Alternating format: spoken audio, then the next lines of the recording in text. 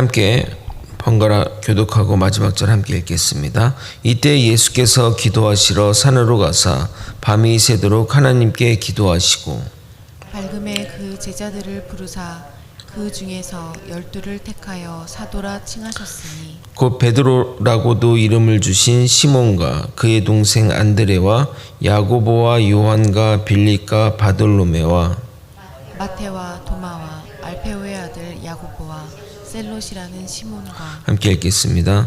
야고보의 아들 유다와 예수를 파는 자 될 가론 유다라. 아멘. 모든 율법이 사람을 향해 있습니다. 율법은 하나님의 양심, 하나님의 기준이기 때문에 하나님의 관심이 사람에게 있다고 생각해도 됩니다. 그러나 세월이 지나 그 율법의 정신과 의미가 사라지고 오히려 인간을 괴롭히고 옥죄는 율법으로 되었으니 율법을 주신 하나님의 입장에서는 정말 개탄할 지경에 이르게 된 겁니다. 근데 문제는 정말 어처구니 없는 것은 그 인간이 하나님을 잘 섬기고자 정말 잘하고자 한 행동이라는 겁니다. 부모 말 절대로 안 듣는 청개구리가 엄마가 자신의 유언도 안 들을까 해서 물가에 묘지를 해달라고 했는데 하필 그 유언은 받아들여 물가에 묘지를 내고 비가 오면 어떡하나 걱정하는 청개구리 마냥 인간들이 하는 일들이 다 그렇다는 겁니다. 교회 내 분쟁이나 분란도 똑같습니다. 양측 다 정말 잘하고자 이것이 교회를 살리고자 하는 일이라 또 하는 일 가운데 일어나게 됩니다. 우리 거제소망교회가 앞으로도 그런 분란이 생길 수 있습니다. 그때 우리는 어떤 기준으로 판단하고 결정해야 할까요? 사람을 살리고 또 사람을 세우는 방향으로 선택하고 결정하면 문제가 없을 것입니다. 결코 조문에 얽혀 싸우기보단 어떻게 하는 것이 사람을 살리고 교회를 살리는 거 덕이 되는지 고민하며 결정한다면 하나님 뜻에 합하며 분란의 문제도 해결이 될 것입니다. 오늘은 예수님이 12사도를 부르는 장면이 기록되어 있습니다. 이 본문은 마태, 마가, 누가, 복음, 공이 기록되어 있는 장면입니다. 예수님은 12사도를 부르기 전에 무슨 일을 하셨고 그것의 의미를 살펴보고 또 하나님이 쓰시는 자들의 특징을 다뤄보도록 하겠습니다. 야구나 축구 감독 또는 스포츠 감독들의 공통되는 고민은 경기에서 승리하는 것도 있지만 오늘 경기에 누구를 내보낼지가 가장 큰 고민이라고 합니다. 선수는 많은데 경기에 뛸 인원수는 정해져 있고 선수들을 매일 보며 같이 호흡하는데 그 중에 고르자니 정말 곤욕스러운 일이 아닐 수 없습니다. 출전 선수들을 불렀을 때 오늘 출전 선수가 이렇습니다 라고 불렀을 때 기뻐하는 선수들과 없어서 원망 또는 아쉬워하는 선수들이 교체할 때 감독은 시선을 어디다 두어야 될지 모르겠다고 고백합니다. 갑자기 왜 목사님 왜 감독 이야기를 할까 생각이 들 것 같은데 예수님도 12사도를 부르는 그 장면이 오늘 본문이기 때문입니다. 그 당시 예수님을 따라다니던 사람들은 딱 12명의 사도만 있었던 것은 아니었습니다. 여인들도 있었고 또 예수님을 흠모하여 따라다니는 자들도 있었고 이런저런 이유로 따라다니던 자들이 꽤 됐다고 합니다.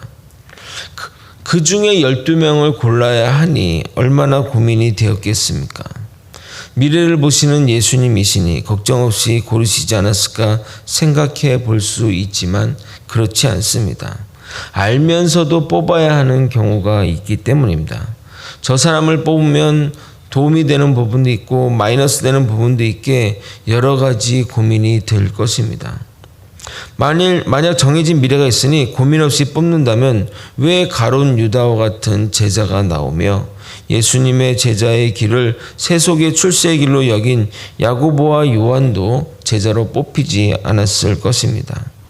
그러나 예수를 파는 제자도 존재해야 하므로 가룟 유다도 필요한 것이고 과거의 잘못을 뉘우쳐 정말 크게 변화되는 제자들도 있어야 하고 각각 요소 곳곳마다 필요한 자들이니 예수님은 많은 고민이 되었을 것입니다. 한 명만 뽑으면 상관없지만 그 중에 그 12명의 그런 역할들을 고민해야 했기 때문입니다. 그래서 그 결정을 위해 밤이 새도록 기도했다고 성경은 말하고 있습니다. 누가복음 6장 12절 13절을 다시 한번 읽겠습니다. 이때 예수께서 기도하시러 산으로 가사 밤이 새도록 하나님께 기도하시고 밝음에 그 제자들을 부르사 그 중에서 12를 택하여 사도라 칭하셨으니. 요즘 저의 기도 제목이 우리 거제 소망교회 부목사 청빙권입니다. 정말 좋은 목회자가 오기를 전심으로 기도하고 있습니다. 정말 어렵게 청빙을 했는데 영 아니면 어떡하겠습니까? 그래서 예수님처럼 기도하고 있습니다. 좋은 목회자가 오길 말입니다. 여러분도 한마음 한뜻으로 함께 기도해 주시기를 부탁드립니다. 12명의 사도들이 뽑히는 일은 기독교 역사에서 정말 중요한 일입니다. 이들이 예수님의 승천 이후에 복음 사역의 주역이 되어 교회의 초석이 되실 분들이기 때문입니다. 이들이 영 아니었다면 기독교는 지금의 모습을 유지하지 못했을 것입니다.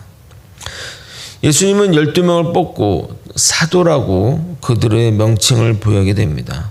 이 사도의 헬라어 아포스톨로스는 어떤 자에게 특정한 사명을 주어 파송하다라는 의미를 가지고 있습니다. 그러니까 참 재미난 건 부름받은 자가 보냄받은 자가 되는 겁니다. 복음을 위해 부름받아 복음을 위해 보냄을 받은 자가 사도가 되는 겁니다. 정말 그 말처럼 이 12사도는 전국 전 세계 곳곳에 퍼져나가 복음을 전했던 자들입니다. 우리가 예수님의 제자 되기를 원한다면 부르심에 아멘하고 나서야 하며 보냄 받기를 주저해서는 안 됩니다. 정말 잘 되는 교회, 잘 되는 공동체의 특징은 우선 리더가 믿음으로 바로 서 있고 리더의 지시에 공동체원이 아멘하며 순종하며 화답할 때 정말 이 공동체는 세상이 무시 못할 공동체 또는 교회가 될 것입니다. 정말 우리 거제 소망교회가 그런 교회 공동체가 되기를 소망합니다. 아멘. 12명의 영광스러운 이름을 호명하도록 하겠습니다. 먼저 베드로와 그의 동생 안드레입니다. 베드로는 항상 맨 앞에 등장합니다. 맨 처음 등장한다는 것은 그가 수제자임을 말하는 것입니다. 베드로는 다혈질적인 면이 있어 크고 작은 문제를 일으키나 예수님과의 중요한 장면에 항상 등장하는 인물입니다. 원래 이름은 시몬이고 시몬의 뜻이 하나님이 들으셨다라는 뜻이고 예수님이 그를 반석이라는 이름의 의미인 게바라고 지었는데 게바의 헬라어식 표현이 베드로입니다. 그러니까 아마도 그 당시는 게바라고 불렸을 것입니다. 후에 성경을 기록하면서 베드로라고 기록이 되었을 것입니다. 영어 이름은 피터죠. 피터. 미국에선 피터라는 사람은 베드로의 이름을 따서 쓴 이름입니다. 안드레는 크게 중요한 사건에 등장하지 아니라 베드로와 같이 주로 사역한 것으로 전해집니다. 그가 단독으로 등장하는 장면은 오병이어 기적 때 어린아이를 물고기 2마리와 떡 5개를 들고 있는 어린아이를 예수님께 데려오는 장면에 나오게 됩니다. 그리고 세베대 아들 야고보와 그의 형제 사도 요한입니다. 그 당시 야고보나 그다음 또 요한이라는 이름이 흔했기 때문에 아버지의 이름을 붙인 겁니다. 그래서 이 첫 번째 야고보는 큰 야고보라고 또 별칭이 주어져 있습니다. 그들은 베드로와 안드레와 더불어 고기 낚는 어부였고 구약의 야곱의 이름이 신약에 와서는 야고보가 되었습니다. 뜻은 발 뒤꿈치를 잡다는 의미입니다. 헤롯에 의해 가장 먼저 순교의 길을 가게 됩니다. 사도 요한은 자칭 예수님의 사랑받던 제자였고 가장 오래 살아남아 많은 사역을 감당했던 자입니다. 요한복음, 요한 1서, 2서, 3서, 요한계시록을 씁니다. 이 두 형제의 엄마인 살로메는 자신들의 아들들을 예수님의 옆자리에 그 옆자리가 권력의 자리라 생각해서 옆자리에 앉게 해달라고 세속적인 청탁을 하는 어리석음을 보이기도 했습니다. 세례 요한의 제자였고 말을 사랑하는 자라는 의미의 빌립은 사마리아 지역에 복음을 전파하고 그리고 이어서 아시아에서 사역하다 히에라폴리스에서 순교했다고 전해집니다. 돌로메의 아들 바돌로메, 바가 아들이란 뜻이거든요. 그러니까 바돌로메, 그러니까 돌로메의 아들 바돌로메는 빌립의 전도로 예수님을 믿게 되었고 그의 또 다른 이름은 나다니엘이라고 추정이 됩니다. 성경 다른 곳에서는 나다니엘이라 기록되어 있습니다. 예수님이 그를 보면서 그는 참 인격의 사람이다 라고 평가하게 됩니다. 쌍둥이라는 이름을 가진 디두모란 아람어를 가진 도마는 여러분도 잘 알다시피 의심 많은 도마라 유명합니다. 나중에 이 도마에 대해서 조금 깊게 좀 다뤄보고 싶습니다. 그는 인도에서 순교한 것으로 알려져 있습니다. 마태는 마따냐라는 히브리식 이름인데 둘 다 뜻이 뭐냐면 하나님의 선물이라는 뜻입니다. 그는 세리였는데 예수님의 부르심을 받고 직업을 버리고 나선 자입니다. 알페의 아들 야고보는 보통 작은 야고보라 불리는데 별 다른 그런 기록은 없습니다. 그리고 가나나인 시몬은 이방인을 의미하며 그는 열심 당원인 젤롯 땅에서 활동했으며 그 젤롯 땅이 이스라엘의 주권 운동을 해서 나선 자라고 추정이 됩니다. 죄송합니다.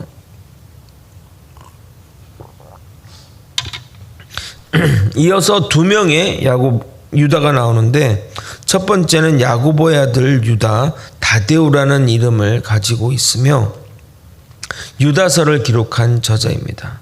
마지막으로 예수님을 파는 자 가룟 유다입니다. 그의 이름에 붙은 프로도테스는 배반자 또 반역자라는 의미입니다. 한글 성경은 의역해서 예수를 파는 자 가룟 유다라고 했지만 원래 표현은 더 세게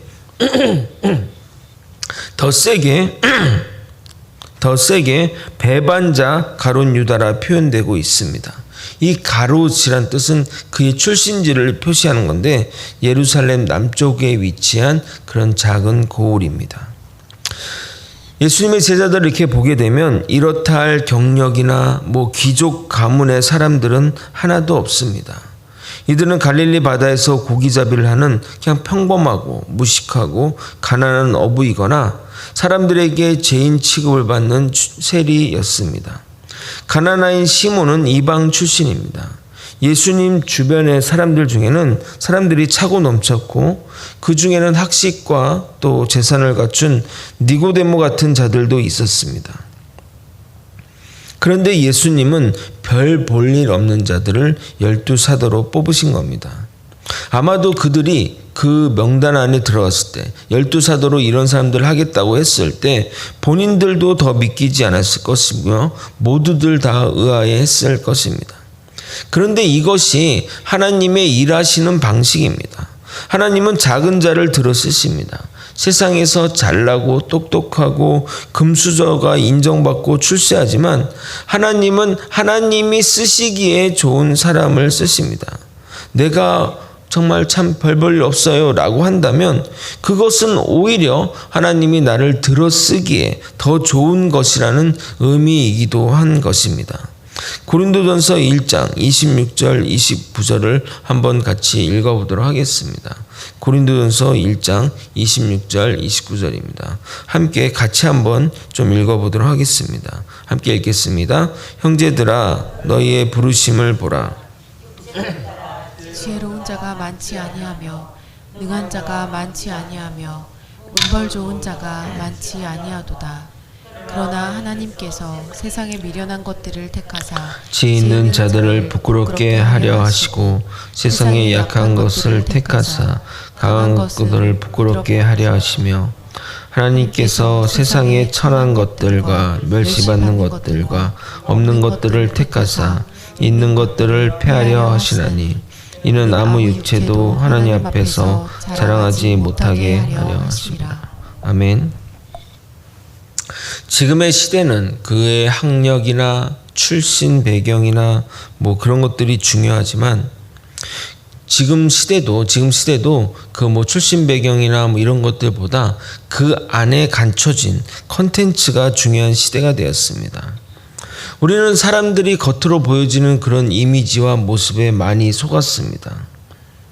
정말 방송에서 보여지는 이미지가 전부인 줄 알았는데 실제 영 아니었던, 인성적으로 영 아니었던 사람이 얼마나 많았습니까? 그릇이 중요한 것이 아니라 그 안에 담겨진 것이 정말 중요한 겁니다. 우리 모두는 정말 그릇에 신경 쓰지 말고 그 안에 무엇을 담을지 고민하고 노력해야 할 것입니다. 아무리 그릇이 정말 금그릇이라 할지라도 거기에 똥이 있으면 똥그릇이 되는 겁니다. 그러나 내가 질그릇 같은 존재일지라도 하나님의 보배 같은 말씀을 담으면 하나님의 사람이 되는 것입니다. 디모데후서 2장 20절 21절을 읽어드리도록 하겠습니다. 큰 집에는 금그릇과 은그릇뿐 아니라 나무그릇과 질그릇도 있어 귀하게 쓰는 것도 있고 천하게 쓰는 것도 있나니 그러므로 누구든지 이런 것에서 자기를 깨끗이 하면 귀히 쓰는 그릇이 되어 거룩하고 주인의 쓰심에 합당하며 모든 선한 일에 준비함이 되리라. 그릇이 깨끗하게 준비가 되면 하나님은 그를 쓰신다고 하십니다. 말씀을 정리하겠습니다. 예수님을 따르는 제자들이 많았습니다. 그 가운데 12명을 고르는 일은 결코 쉬운 일이 아니었습니다. 여러 가지를 보면서 정해야 하는 일이기 때문입니다. 그래서 예수님은 기도의 자리에 서신 것입니다. 문제 해결의 열쇠가 기도에 있다고 믿으시기 때문입니다. 우리 거제 소망교회가 정말 기도할 때라고 생각합니다. 우리 교회가 새로운 길로 가기 위해서는 기도가 정말 필요하고 기도로 시작해야 할 것입니다. 우리의 기도만큼 주님은 역사하실 것입니다. 정말 마음을 다하여 다 함께 기도하기를 부탁드립니다. 예수님의 제자들은 하나같이 세상적 기준으로는 별 볼 일 없는 자들이었습니다. 그런데 그 12명이 세상을 바꿨습니다. 인간적 기준으로 예수님의 제자를 선발했다면 기존 제자 중에 한두 명만 뽑혔을 것입니다. 그러나 중요한 것은 하나님의 기준입니다. 하나님의 기준은 그 사람의 출신이나 배경이나 이런 것이 아닙니다. 우리가 깨끗이 비워 잘 준비한다면 하나님이 귀히 쓰는 그릇이 될 것입니다. 우리 모두 주님의 뜻을 따라 귀히 쓰임받는 자들이 되길 예수님의 이름으로 소망합니다. 기도하시겠습니다. 하나님 아버지, 하나님께 쓰임받고 싶습니다. 정말 잘 준비되어 정말 더러운 것들을 제하여 버리고 깨끗하게 정말 준비되어 하나님께 쓰임받는 아버지 저희가 되게 도와주시옵소서. 더불어 우리 거제 소망교회도 하나님의 귀히 쓰임받는 아버지 교회가 될 수 있도록 이끌어 주시옵소서. 말씀에 따라 순종하며 말씀 따라 살아갈 때 하나님이 우리 교회를 크게 쓰실 줄 믿습니다. 기도하며 준비하며 나아가게 이끌어 주시옵소서. 사랑이 많으신 예수 그리스도 이름 받들어 기도드리옵나이다. 아멘. 주기도문으로 예배를